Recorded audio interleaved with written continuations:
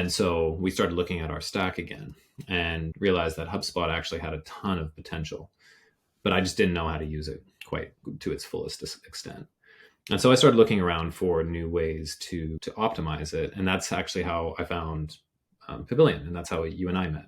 And so shout out to Pavilion for being just a phenomenal resource. But they had a few different trainings there about demand generation, go-to-market strategy, even cold emailing and cold calling. And there was one called Advancing Through the Sequences.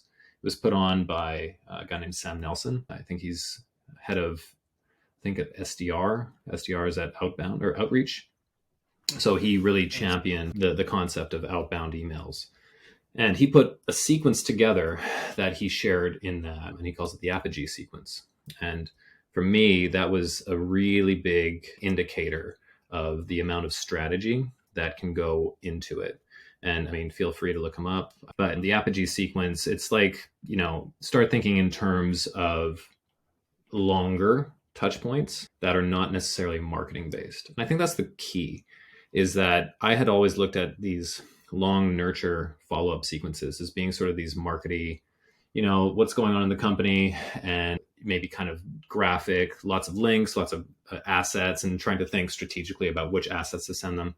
This one kind of turns all of that on its head, and it less is more.